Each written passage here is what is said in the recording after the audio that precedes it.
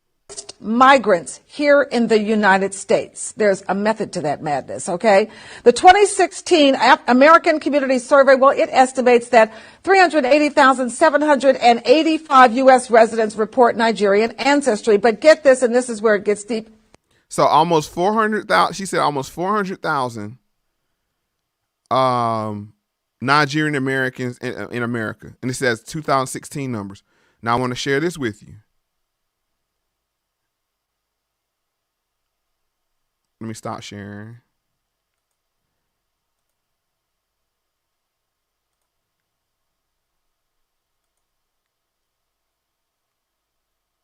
One second.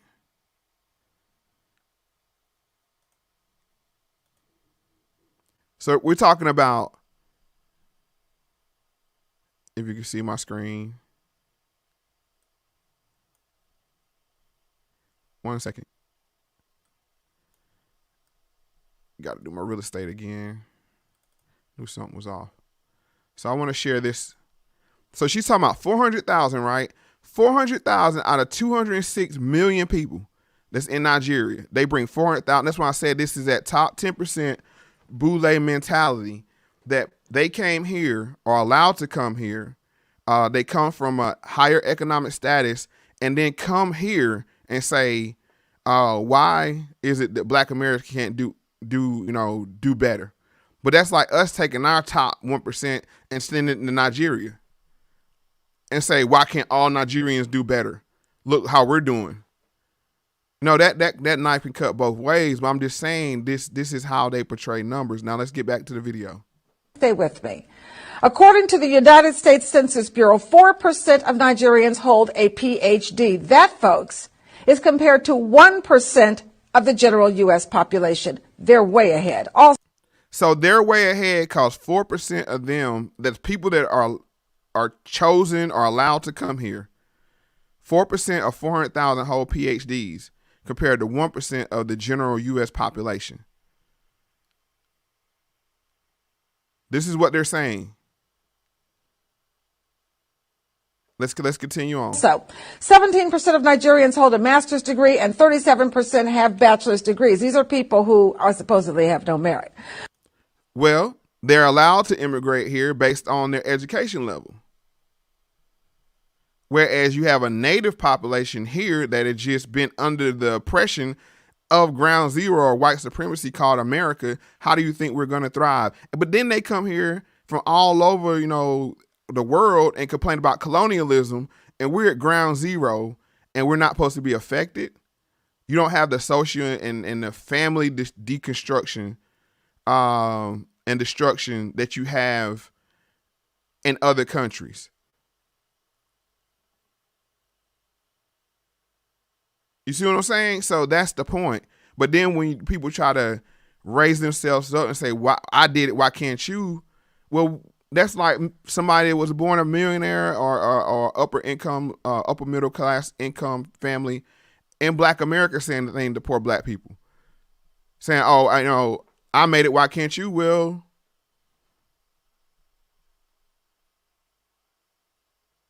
you weren't impacted by the system the same way. And you're like, look, I'm not making an excuse for anybody because we supposed to be in this to win this.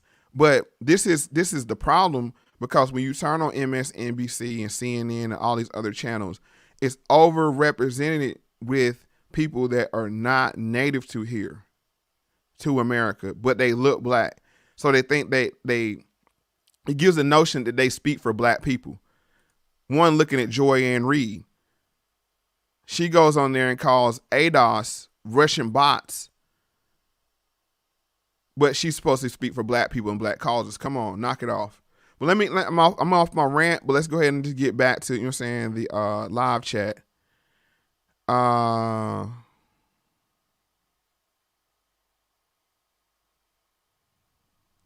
got a couple ones starred here. Josh says, it's a local loophole. It's local loophole since state handle their own election. It doesn't affect the federal elections yet. I think this is just a precursor to what's trying to happen across. And in some states, they're already allowed to vote, allegedly. And Major said, what about the Nigerians in Nigeria? Right. And the thing is if you're coming from a country and you're an asset, why don't you go back to that country and help? I'm not saying you have to. I'm just asking the question. You know, I'm sure there's doctors needed in Nigeria, but that's how it goes. I mean, affirmative action is set up that way. That's the problem. That's why we need our own designation, because when they do the census, they do affirmative action, things of that nature. When they do look at jobs and say you got to meet a certain quota of, you know, saying people of color. I've experienced this when I was working at my last job. A lot of the quote unquote black people were not ADOS, a significant portion. But when the company looks at it like, oh, yep, check, we've got enough black people here. Andre Jackson says many of Nigerians come to America to do not come from poor families in Nigeria, or they come from the middle class or well-to-do families that have support. Right. That's the thing. I mean, so they're on par with the people here in America. If you're saying, if you were able to, you know, navigate the system of white supremacy, which that's not a complaint. It is what it is. I mean, it's a one world government and they're going to have winners and losers. But they're not going to say, oh, we're going to give you more pie. They're just going to say, y'all split this, make this one piece of pie work between all of y'all. That's how the system works.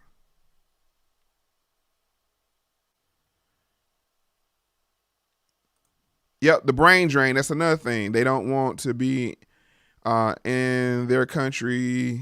They hate their own people. Now, I wouldn't say I don't know what they feel in their heart, but they're definitely, it's part of the brain drain. You see, but this is not exclusive to, this is America cherry picking the best of the best. That's what they do. They go to India and China and all these other places and pick the best of the best. Now you say, should a country do that? That's debatable. And that's the whole point of saying, does immigration work for us?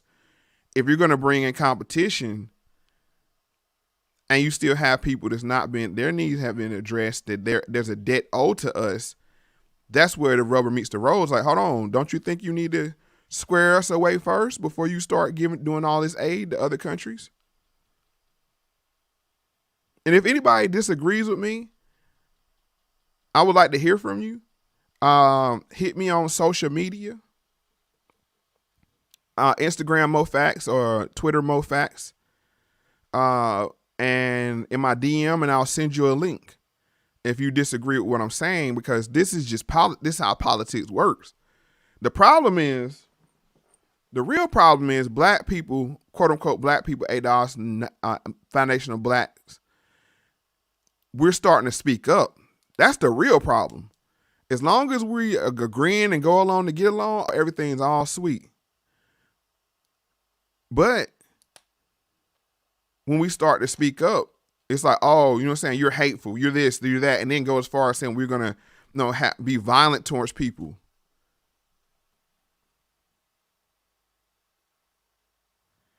Hold on.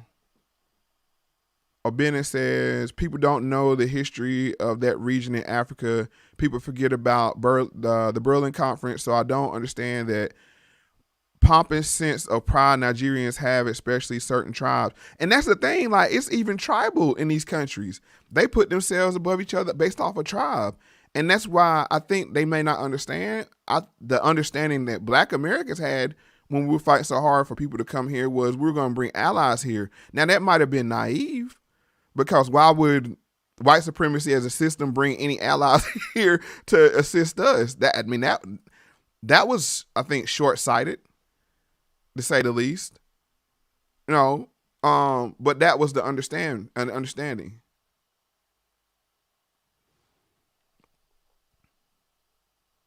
Let's see here.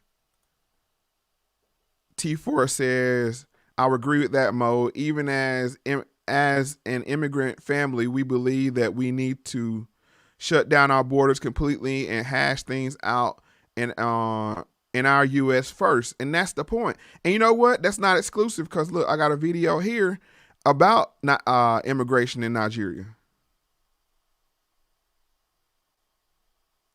Is this it? Hold on, let me see, make sure this is it.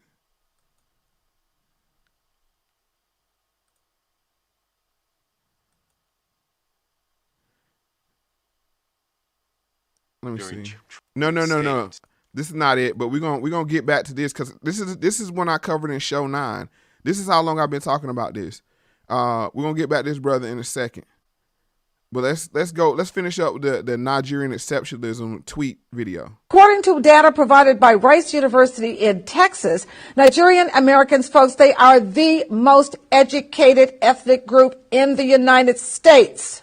Sounds like merit to me.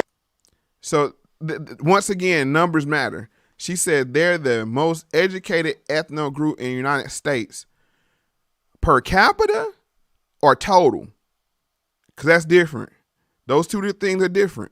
We always got to see when we're doing numbers and access, you know what I'm saying, and analyzing numbers, is that per capita or total? Because last time I checked, it was, let me see, it was the Asians that were dominating in all these Ivy League schools to the point where white men had started suing these, the Asians had started suing these traditional white institutions because they were getting, affirmative action was working negatively against them. They had higher standards. So help me out with this, but let's continue on with her rant. Hey, according to the Migrations Policy Institute, 29% of Nigerian Americans have graduate degrees. That is compared to 11% for the overall American population. Ahead. And a minimum of 4% of Nigerian Americans are also PhD holders. Folks, that is at least 3 times higher than any other ethnic group in the United States of America. More than 70% of black doctors in the United States are now Nigerian. Okay, more than 70% of black doctors are Nigerian. So are we saying that there was such a dearth in black intelligence that there weren't people capable of filling those spots? Or were those people brought here to compete with the other 30%? Now, 70, and we see this with fraternities and these Boule Divine Nine groups. A lot of these groups dominate the lawyer and doctor and other professions. So it's once again, it's the Boule mentality. It's not, we don't want to make this about Nigeria versus black Americans. We don't want to make this about the Caribbeans versus black Americans. This is about a Boule mentality versus black Americans. Whether you're native Boule or immigrant Boule, Boule is Boule. And they talk the same way. And they use us for our vote the same way. And they they're supposed to represent us, but ignore what we really want the same way. That's why they all pile around with each other.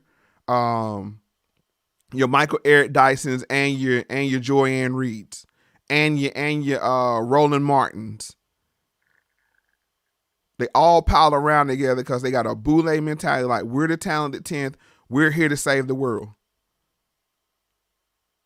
Instead of building from the ground up. No, they don't want to build it from the ground up. And that's the thing. It's about, was the divide between Booker T. Washington and W.E.B. Du Bois. It was about one saying, let's build from the ground up plumbers and electricians and, skilled trade labor people with labor and skills, trades, and you build a community from the ground up. And then you had the other Boule side, the talented 10th side that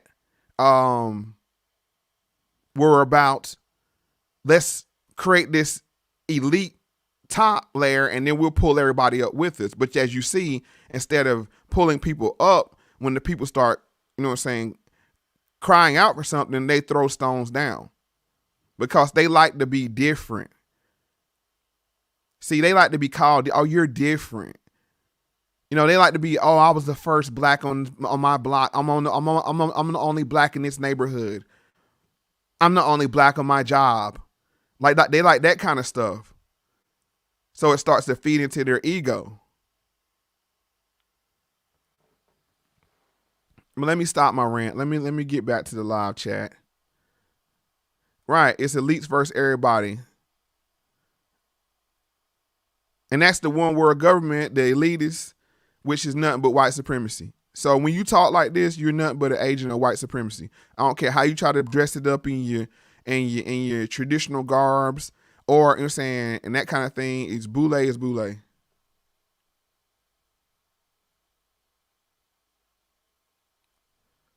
Albina, hold on, we got Chaz and Albina. What y'all talking about?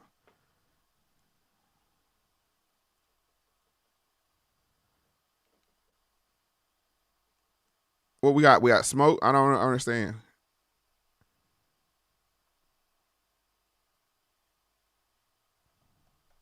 I'll keep an eye on that. But yeah, I'm saying, like I said, that we don't want to make beef.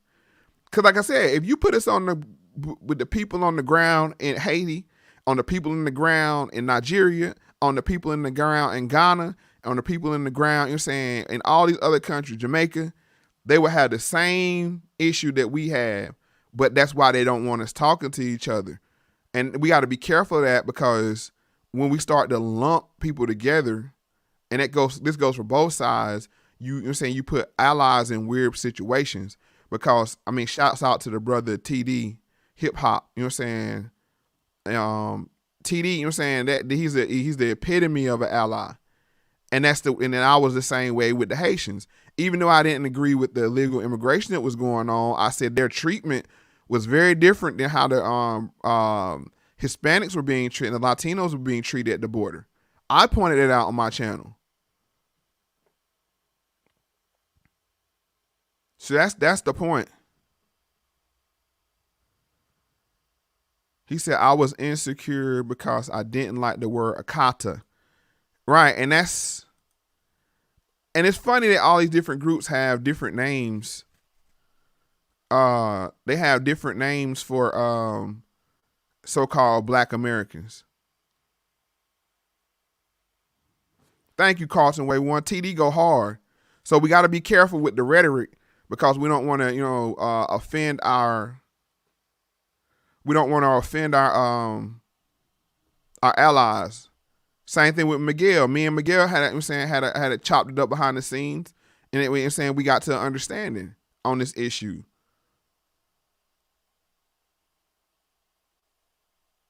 Oh, my Linktree, man, Linktree canceled me. Hold on, let me see if I can post. Hold on. Let me post my other link in here. Y'all bear with me for 1 second. This is some business. I was so eager to get up here today to talk about this, because I want to get out. The thing is, I want to jump out in front of this, because this is very divisive. And I'm going to keep it 100. I'm going to keep it really 100. If we talking about secure the tribe, ADOS and Foundational Blacks we need to get our shit together. Excuse my language early this morning. But you talking about securing the tribe, how we gonna connect, if we driving wedges between each other here on the same side? Now I'm gonna say that, I'm gonna just keep, like, y'all know I keep it a buck. All this Foundational Black and ADOS beef, need to squash it, because if you talk to the people on the people on the ADOS side and the people on the FBA side, we got the same claims. So we got to start. If we're going to start in-house, we got to start in-house. First, get on the same accord. And then we're saying we can address, other people. But we got to remove that wedge ASAP, because y'all see the people that's in this country, and I'm going to say specifically with the Boule mindset, have nothing good for us in mind. And Major said, and that's crazy. You know what though? But that's why we need to, we need to be the loudest in the room. She said, ADOS don't fool with me anymore, because I said that we all have to work together. Right. We need to secure the tribe. Yeah, and it ain't about who the fault for the wedge. The people on the ground need to pull together. Right, you're saying that the beef made no sense. And Chad, just let it go. Look, I'm gonna say it like this, just for people that don't know, Akata is an offensive term, and nobody likes to be offensive or disrespected. You know what I'm saying? But no need to keep carrying on. Right, ADOS and Foundational Black is a lineage. It's not a group. It's not a political group. Now, you're saying if you want to form one out of it, that's one thing. But yeah. So, like I said, the point is, We need to make, yeah, I'm sorry about that. Thank you, Miguel.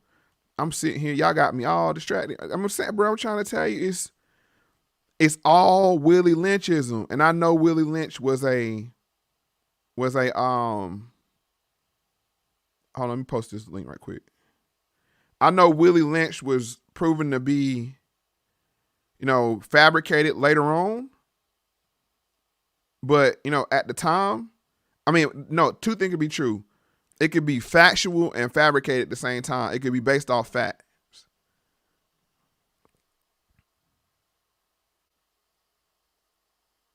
So, hold on one second.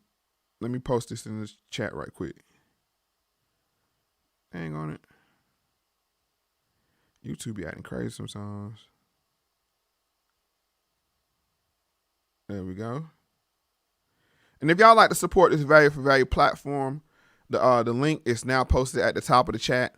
Support. Thank you for reminding me, Miguel, and I appreciate you saying your donation. And Akata means straight, but a lot of people think Akata means cotton picker, which that came from the movie Sugar Hill with Wesley Snipes, but it is offensive either way. Yeah, so that's all.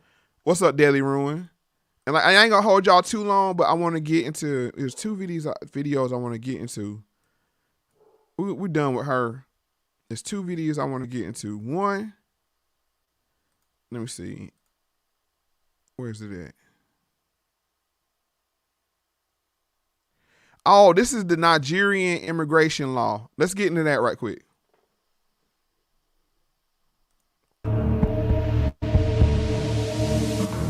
Hello and welcome to this episode of Law Weekly. I'm Millicent Walker. Immigration is an important aspect of any nation, as citizens always travel from place to place for one reason or the other. In the case of Nigeria, many have been rescued off the coast of Libya and other places. But what does the national government's regulations say as to the phenomenon of immigration of a country? How effective are our immigration laws to protecting the Nigerian citizen? Oh, immigration laws to protect the Nigerian citizen. So it's okay. And this is the thing. This is the weird thing. Same thing with the Ukraine. It's okay for Ukraine to have borders, but America can't have borders. It's okay for Nigeria to have immigration laws to protect the citizen, but then we as citizens say we want to have review the immigration and how it's pushed for us. And we want to question that, then it's a problem.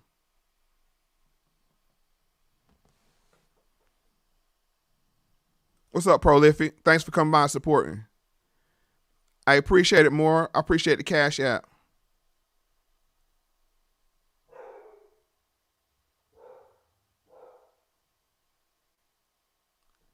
I don't know about that, Chris P. Unless it's on his mama's side, because his daddy's side is Kenyan. So I don't know about that. Unless he's saying on his white mama's side, he a descendant of slaves. You got to post your information in the comments, not here in the live chat, but in the comments, and I'll look into that. I don't know if he foundation black or not. But let's get back to the Nigerian immigration. My guest today is one of the foremost Nigerian lawyers on immigration, employment and labor matters. He is a certified global mobility specialist and the author of several books, including The Nigeria Immigration Law and Practice. Thank you so much for talking to us at this time. Sometimes there's a lot of confusion on who a migrant is, different from perhaps someone who has been displaced or even a refugee. How does the law make this distinction? The first thing is to define what a migrant is. A migrant is a person that leaves where he was residing before and moves to another place. So it may be a country, it may be within that same country. Now, what we've seen is people tend to define migrants with whether they are legal or illegal. Now, illegal and illegal. Sounds very familiar, don't it? Sounds very familiar. But let's let them continue. Countries have now made provisions because people tend to move regularly. Countries have now made provisions for legal migrants. And what we now see is so many countries are now beginning to scream and shout and say, oh, there's so many illegal migrants coming into our country. Hold on. So many countries now are screaming that there's too many illegal migrants coming into their country. But if foundational blacks, ADOS, start to question illegal immigration or immigration as a whole, it's a problem.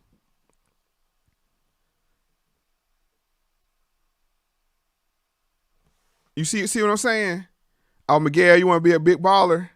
I'm saying, hey, bro, hey, you know what I'm saying? You can do it. But y'all see how this works? Look, and now the problem is because all the people coming out, I think, out of Somalia and what's the other one country? Where Gaddafi was from? Libya. See, now what's the problem? What's up, Shotty Shine? Let's continue on to talk about the illegal immigration problem. Now, when it comes to refugees, those are individuals that leave because they don't have a choice. Maybe there's something in their environment. There's an environmental challenge. An example is war, for instance. You would have to move. Another example is persecution. Apart from persecution, you also see that there are lots of individuals that move because they need to move. So, like what we had with the Boko Haram issue in Nigeria. So that Boko Haram. Now, y'all remember with Boko Haram, black people were very supportive of bringing our girls back. The same thing when Botham Jean got shot.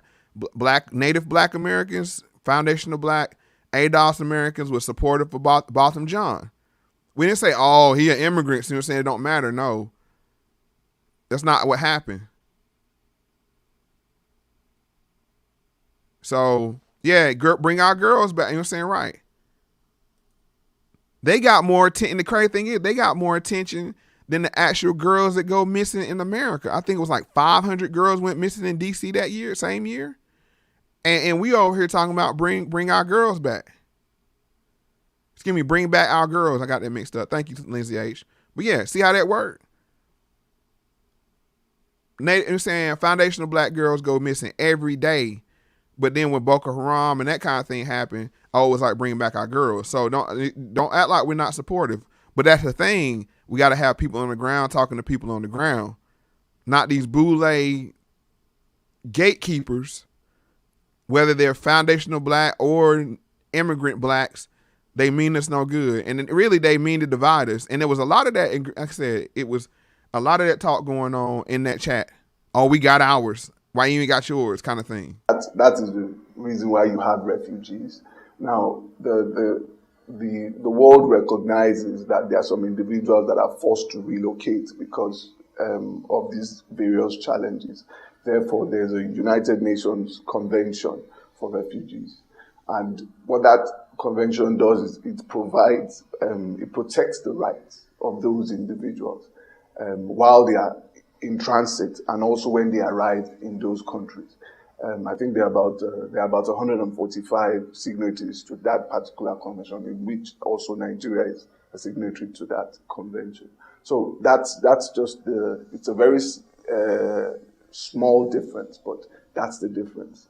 So would you say that the Nigerian law is strict, especially when we talk about immigration? And by that I mean with regards to who may enter, who may stay, and then who must leave. Hold on. So you trying to tell me Nigeria got a strict immigration law? Oh my.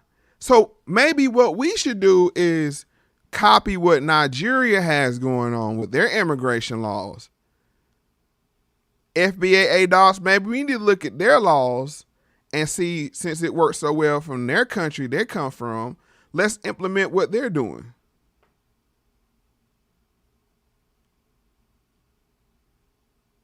You see how that works? Well, let's let him answer the question. And I can say the Nigerian immigration law is strict to a sense. The federal government some years back passed the Nigerian Content Development Monitoring Board Act, which is the essence of the act was to protect the oil and gas industry and create more opportunities for locals, for Nigerians. Hold on. So you mean to tell me that they had to have government intervention to come through and protect the interests of native-born Nigerians? Maybe we should copy that that immigration stance. You know, so we can protect the jobs of, you know, native-born black people here in industries.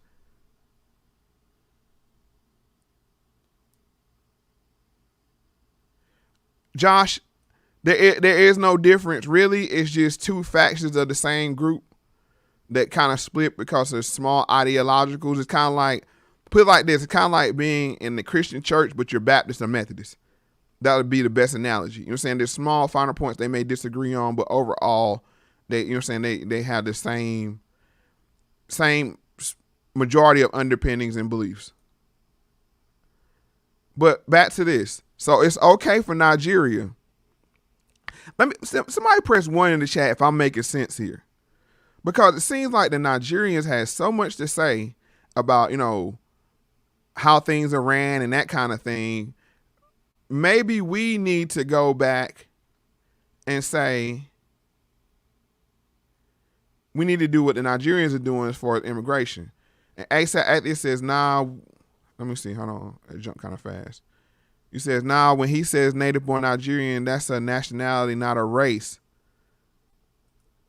Right, but I understand what you're saying.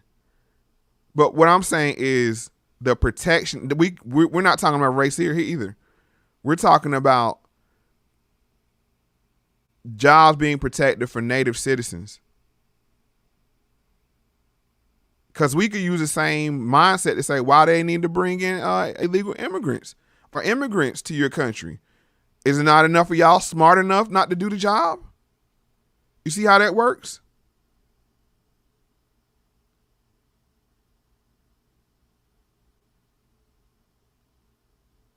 Yeah, so see how that works? I mean, we could easily say that, oh, y'all don't have enough people in y'all country to do the job. The same way it said to us, y'all don't have enough smart black people in your country to do the job that we came to do.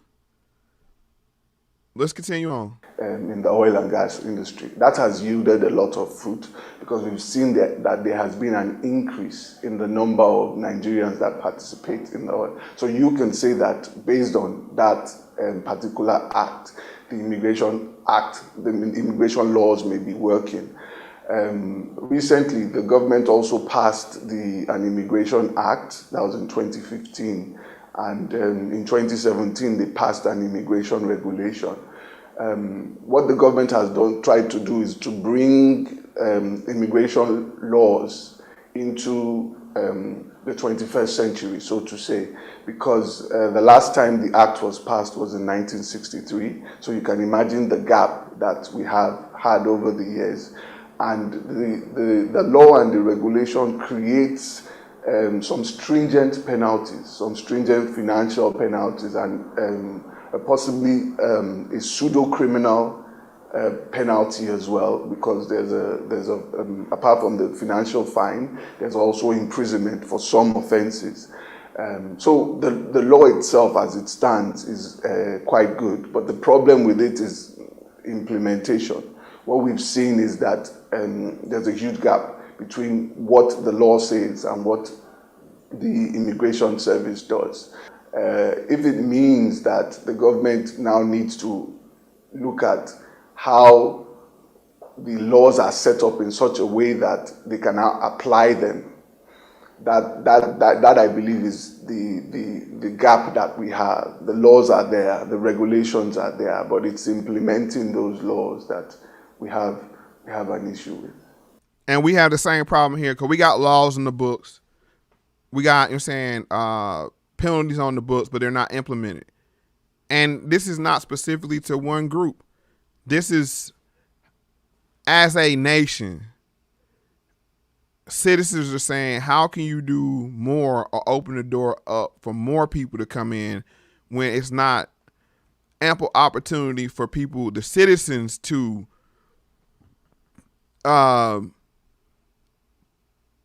prosper. And we had to, like I said, we had to revisit, you know what I'm saying, all the historical stuff that's going on. What's up, AKWB? Sorry, man, you got the late notification. Hey, y'all follow me on social media as well, because I'm going to be doing more of these quick videos, and I'm about to get up out of here shortly. It's one more video I want to get to. I'm going to try to keep these around an hour. Daily Ruin says, I honestly feel the same way about European immigrants. I know that they aren't coming in droves anymore, but any day they could, and I'd rather they don't. Right, because we're citizens, we're shareholders. Citizens to me is nothing but a shareholder, because you're forced to buy stocks into this country called America via taxes. And we're bought in, so we want the best deal as citizens. I don't think that's too much to ask for. But with that said, let me get to this video right here. And this is, let me get his name. I think it's Professor Brown. Let me make sure that's right. Put respect on his brother's name. One second. Let me get his name right quick. Yeah, this is Professor Kevin Brown, and how black immigrants are changing, I think, the face of America, if I'm not mistaken, is the name of it. Let's go ahead and get into this video. Indeed, the other historical thing was that black people could not define their race. Race was a socially ascribed characteristic. Up to 1960, 99.4% of Americans were either black or white. 99.4%. So with the notion that any person with any black blood was black, you could instantly tell a person's race based on their appearance. But now in 2015, we've had substantial immigration from Latin America, substantial immigration from South Asia, substantial immigration from the Middle East, as well as increases in multiracials. So now it's not easy to tell a person's race based on their physical appearance. And this is what lead to the homogenous use of black. It's like going to put everything in together into black. The black Latinos, the black, people coming from Southeast Asia that may appear to be black. There are people from Caribbean, the people from Africa. We're going to all lump them in to this black, quote unquote, black label. And that's why we need to have our own label for political purposes. Not that we're trying to divide ourselves, from, groups that try to work with us. But when we talk about statistics and representation and those kind of things, it's all muddied up. And that's on purpose to make it seem like, oh, blacks are doing well.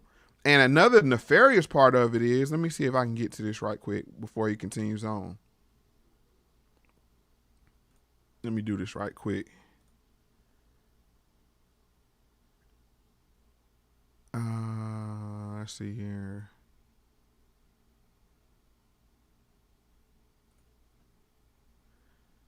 I want to show y'all this slide. And this is from the Wikipedia page.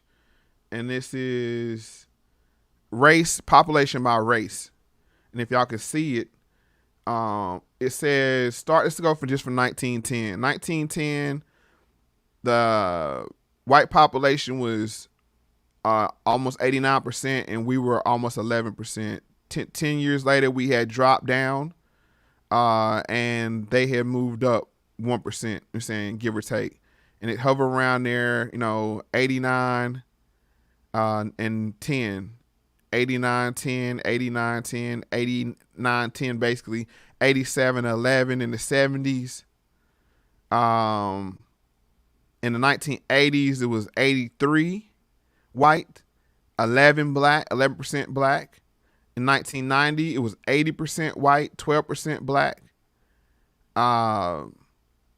2000, 70% white, 12% black. Now, if black is staying flat, but you're bringing in black immigrants, that actually means that black people numbers are shrinking. Black Native American, black natives, ADOS Foundation of Blacks, are actually shrinking the same way whites are. But what they're doing is lumping the number together. You see that's what's happening?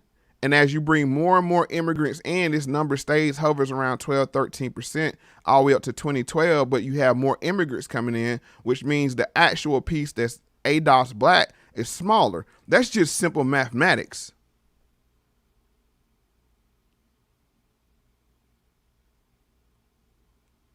That is just simple mathematics. The same way the white people numbers are dropping due to Hispanics is the black people numbers are dropping due to immigrants. But the thing is, it's masked in a way but that this number doesn't shift. Now we got to ask the question that in a nefarious sense, are they trying to replace black people, native black people?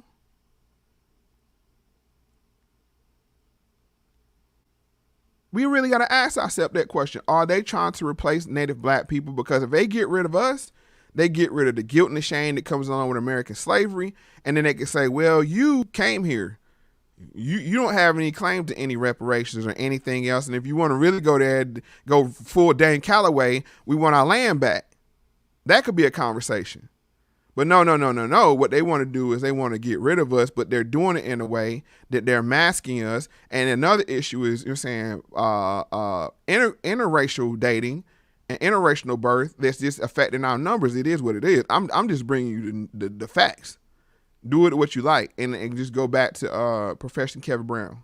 So many multiracials, and you'll hear from my son who's a multiracial in a minute, but also light-skinned blacks are being asked by others, what are you? And therefore they have some control over their racial identity. So those are the two themes I want to talk about. So I'm going to start with black immigrants. So can you go to the next slide? Okay. In 1970, only 1.1% of the black population was foreign-born. This increases to 4.9% in 1990, to 8.8% in 2010, and actually goes up to 10% in 2012. So right now, 1 out of 10 blacks in the United States are foreign-born. 1 out of every 10 blacks are foreign-born. That goes back to my number again. Let's go back to the numbers again. 1 out of every 10. So that means 10%. That means 1.2% of the black number reflected here in 2020 was actually native-born black. That means the black race is shrinking. The native black race is shrinking. Thank you, Planned Parenthood. Thank you, Plan B. Thank you, self-hatred.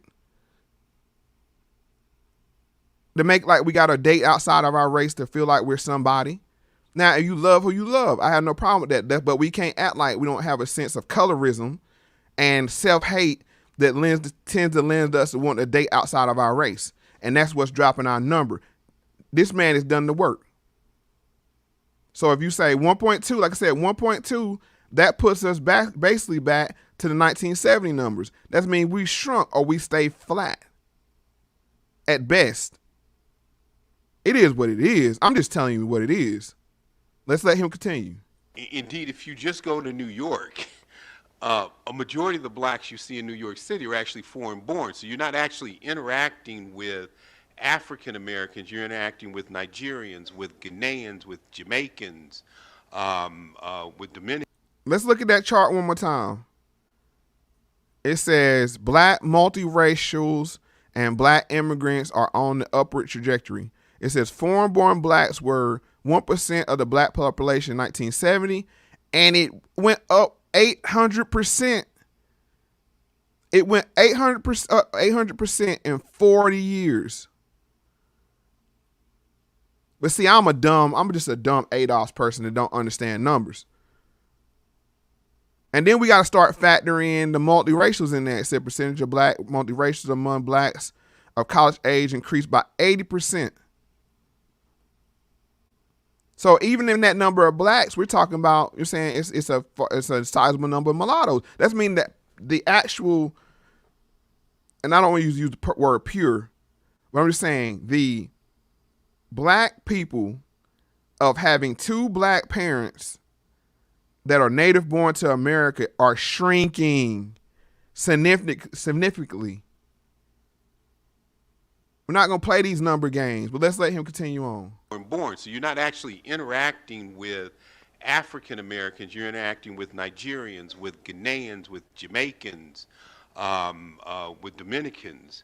And we're seeing substantial increases too in black multiracials, that is, blacks with a non-black parent, black-white parentage, black-Asian parentage. Those percentages are set to increase by 80% between 2010 and 2020. Another 80% by 2020, between 2010 and 2020.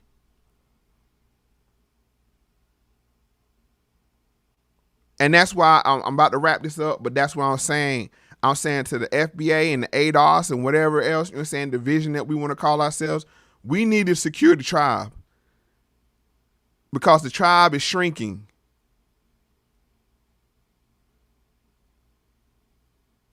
The tribe is shrinking. And Lindsay H says, I know more Africans than I do ADOS in D.C. And D.C. used to be a chocolate city.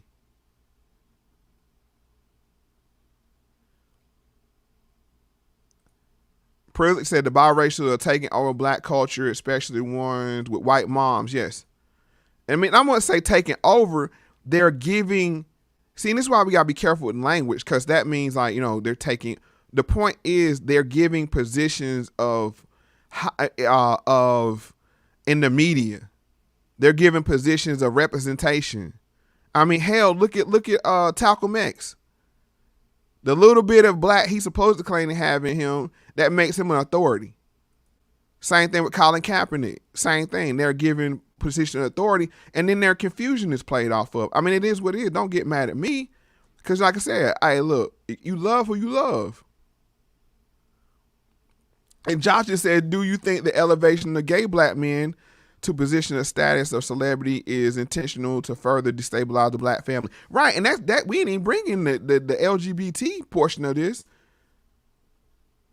We ain't even bringing that portion of it and what it does to the birth rates.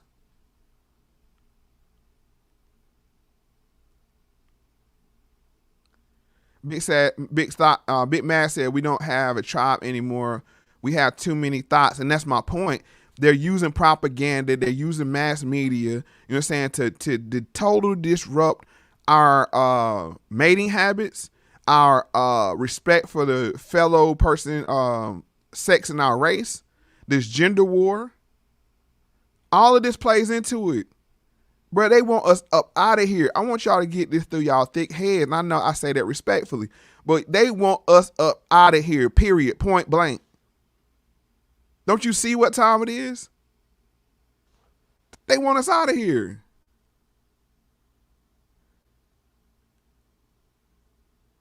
Big man, I'm going to say this. You said our women aren't worth defending or going to war for, where I blame those women's daddies. So you want to blame somebody, blame that man that made them and possibly didn't raise them. It is what it is, because at the end of the day, the responsibility always starts with the man. We had a whole live about that over on Grunt's channel. Shout out to Grunt.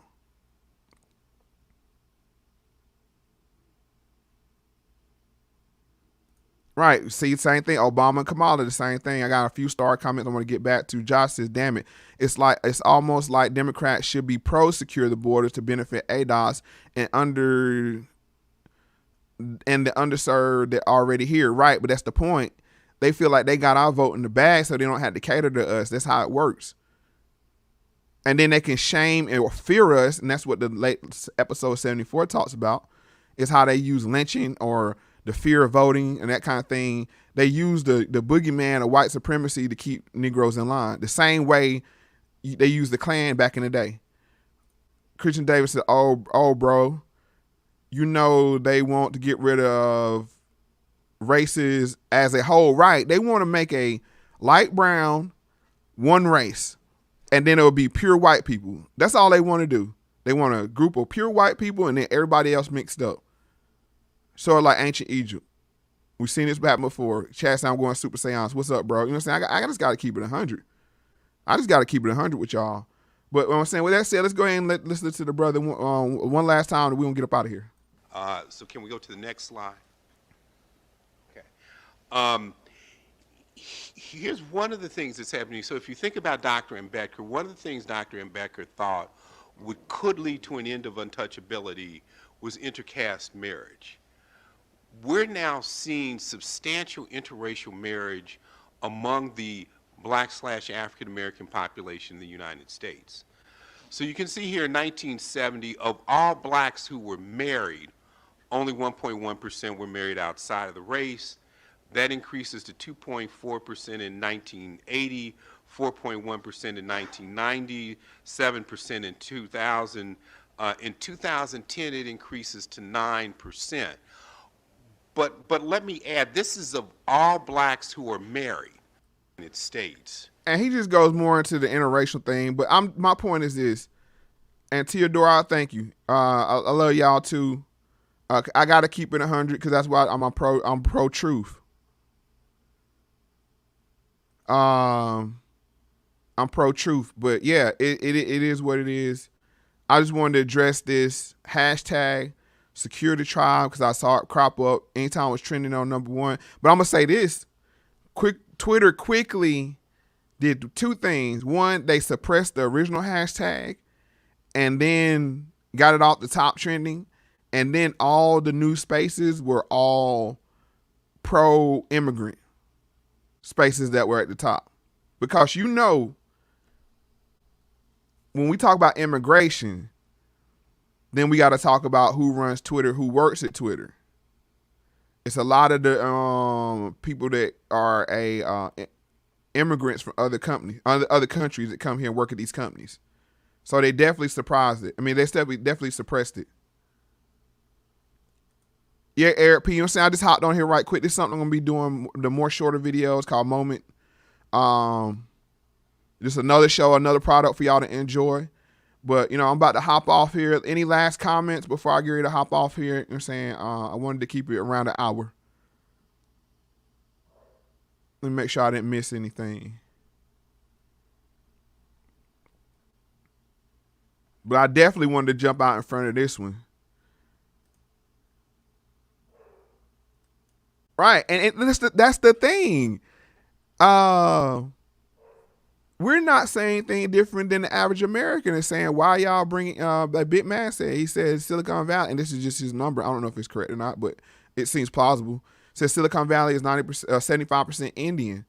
It's a lot of people up here, you know what I'm saying? It's a lot of people that are looking for jobs that can't find jobs because they keep this competition coming in. But it's to keep the labor down, and two, keep the pressure on. Yeah, it is kind of insane, bro. Hey, Prolific, I love y'all too, man.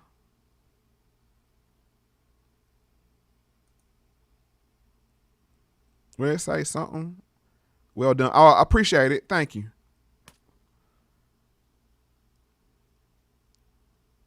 I appreciate that, Roger. Thank you very much. And y'all make sure y'all like this.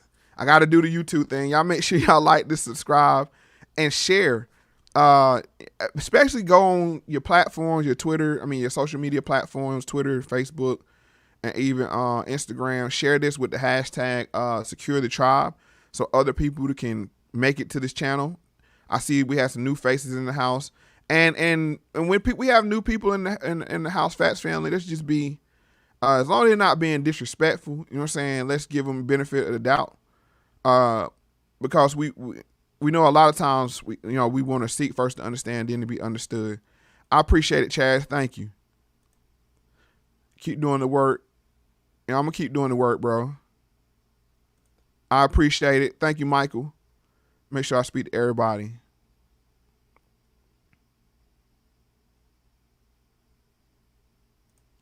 Yeah, right, Hard Rock. He said, Mo, this cannot be a one-off. You must continue. The fight is on for our survival, right? And that's the point. The fight is on for our survival. And I'm going to be addressing this on several different, this topic, because I see the gender war playing into this. I see the generational war playing into this. So I'm going to be addressing this on the shorter platforms. Latasha Jordan, appreciate it. Thank you for joining.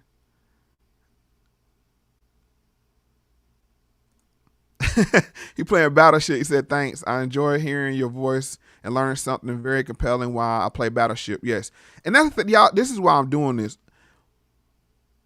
Bruh, we are at the point where we're going to have to take some actions and some changes, and most of them internally for survival.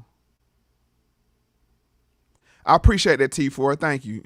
Saying I'm one of the best researchers. Man, I just go down these rabbit holes and see what come back, and I try to bring back what's with y'all.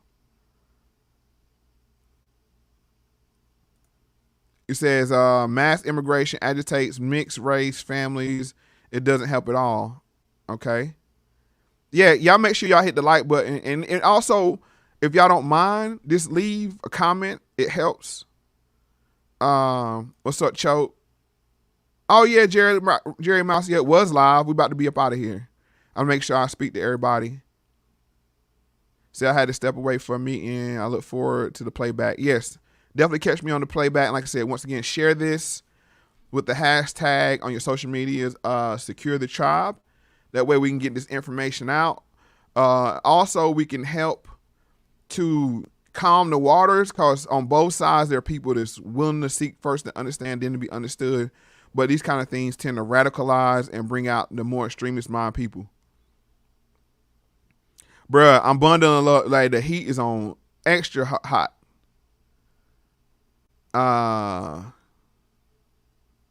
Yep. You said still dark outside Hawaii. I wish I was in Hawaii. Not this cold weather. All right, last few comments. T4 says, by the way, Mo, I did send you an email with an idea sometime back. I don't know if you got it. My name is Tula. Check your spam folder. I will. Also, hit me on social media in my DM, bro. If I didn't get, you're saying Arsus, I can't really tell. T4. Yeah. I'm gonna tell y'all now, I'm terrible at email. Terrible at email. Oh, while I'm here, I'm also want to promote the Telegram. I'm on Telegram. I created a channel over there, so I'm gonna be more active over there as well. I'm glad you enjoyed it. Yep, word they say group rivals on the rise in Canada. It is a bit different, right? Oh, sorry. Yeah, I thought you were a female. Yeah. Okay. Appreciate you sending that to me. But yeah, I'm about to be out here. And as I always say, pay attention to everything and the truth will reveal itself. Y'all have a blessed day. Talk to y'all later. Goodbye.